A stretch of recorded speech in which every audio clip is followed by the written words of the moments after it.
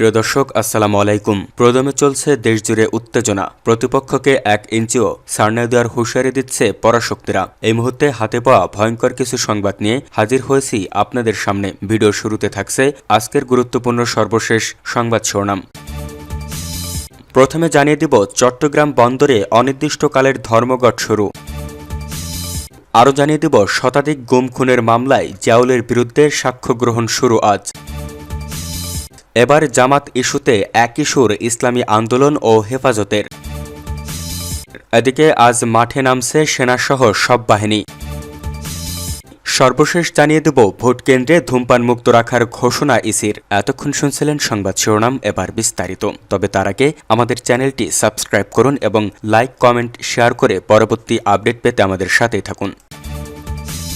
চট্টগ্রাম বন্দরে অনির্দিষ্টকালের ধর্মঘট শুরু। চট্টগ্রাম বন্দরের নিউমোরিং কন্টেইনার টার্মিনাল ডিপি ওয়ার্ল্ডকে ইজারা দেওয়ার সিদ্ধান্তের প্রতিবাদে অনির্দিষ্টকালের ধর্মঘট পালন করছে শ্রমিক কর্মচারীরা। ফলে বন্দরের অভ্যন্তরে বন্ধ রয়েছে সব ধরনের অপারেশন কার্যক্রম। রোববার 8 ফেব্রুয়ারি সকাল 8টা থেকে শুরু হয় এই কর্মসূচি। এদিকে আন্দোলন বানচালে বেশ কয়েকজনকে আটক করা হয়েছে বলে অভিযোগ করেছে শ্রমিক নেতারা। একই দাবিতে এর আগেও 6 দিনের কর্মবিরতি পালন করেছিলেন শ্রমিক কর্মচারীরা। তবে পরিবহন উপদেষ্টার আশ্বাসের ভিত্তিতে শুক্রবার ও শনিবার কাজ করলেও আজ থেকে নতুন কর্মসূচি শুরু করেছেন। এদিকে টানা কর্মসূচির কারণে বন্দরে তৈরি হয়েছে কন্টেইনার ও জাহাজ জট। খালাস কার্যক্রম বন্ধ থাকায় ক্ষতিকর মুখে ব্যবসায়ীরা। শ্রমিকদের দাবিগুলো হল, বন্দরের নিউমোরিং টার্মিনাল বা এনসিটিডিপি ওয়ার্ল্ডকে ইজারা না দেওয়ার ঘোষণা দেওয়া, সংকট সৃষ্টির প্রধান কারণ বন্দর চেয়ারম্যানকে প্রত্যাহার করা, আন্দোলনরত কর্মচারীদের বিরুদ্ধে গৃহীত শাস্তিমূলক ব্যবস্থা বাতিল এবং আন্দোলনকারীদের বিরুদ্ধে কোনো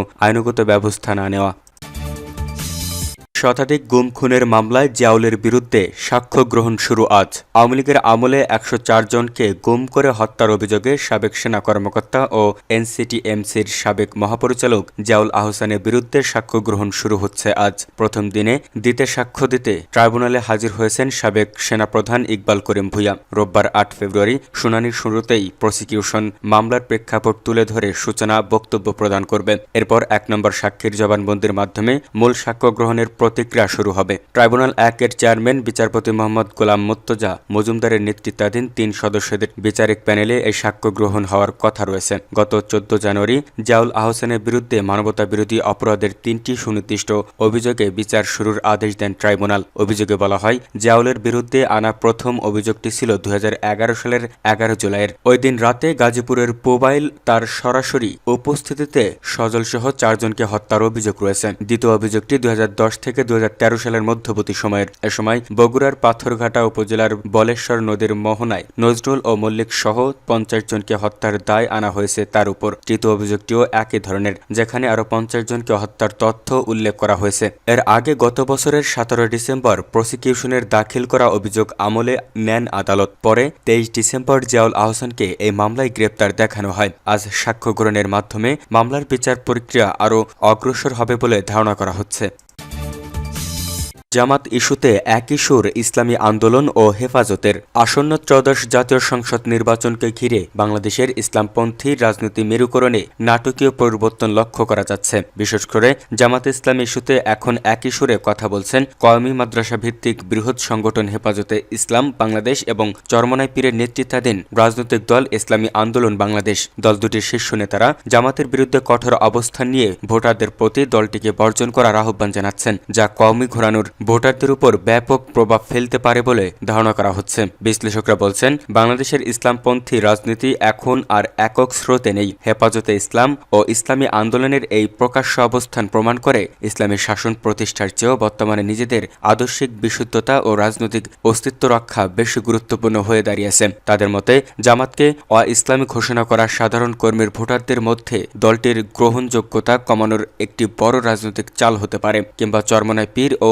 হেফাজতের নেতারা হয়তো মনে করছেন, জামাতকে সরিয়ে দিতে পারলে তারাই হবে এদেশের ইসলামপন্থীদের প্রধান কণ্ঠস্বর। তবে আসন্ন ভোটে দুটি ইসলামী সংগঠনের কঠোর অবস্থান জামাতের জন্য চ্যালেঞ্জের বাড়াবে, তাতে সন্দেহ নেই। অবশ্য জামাতের দায়িত্বশীল নেতারা মনে করছেন, জনগণ এরই মধ্যে সিদ্ধান্ত নিয়েছেন তারা কোন দলের মার্কায় দেখে নয়, সৎ ও আদর্শবান ব্যক্তিকে সংসদ সদস্য হিসেবে নির্বাচিত করবেন। ত্রয়োদশ সংসদ নির্বাচন সামনে রেখে শুরুতে ইসলামপন্থী দলগুলোর মধ্যে একটি বৃহৎ ঐক্য বা জোটের সম্ভাবনা দেখা দেয়। এ নিয়ে জামাতে ইসলামী চালকের ভূমিকায় থেকে দীর্ঘদিন ইসলামী ও সমমনা দলগুলোর সঙ্গে ধারাবাহিক বৈঠক অব্যাহত রাখে। এক পর্যায়ে দলগুলো এবারের নির্বাচনে ইসলামপন্থীদের ভোট একক বাক্সে আনার পলিসিতে একমত হয়। তবে আদর্শিত দ্বন্দ্ব এবং নির্বাচনী আসন সমঝোতা নিয়ে মনোমালিন্য দেখা দিলে শেষ মুহূর্তে গত 16 জানুয়ারি ইসলামী আন্দোলন বাংলাদেশ জোট ছেড়ে বেরিয়ে পৃথকভাবে নির্বাচনের ঘোষণা দেয়। এতে জামাতে ইসলামী নেতৃত্বাধীন 11 দলীয় জোট কিছুটা হোঁচট খায়। জোট ছাড়ার কারণ হিসেবে ইসলামী আন্দোলনের অভিযোগ,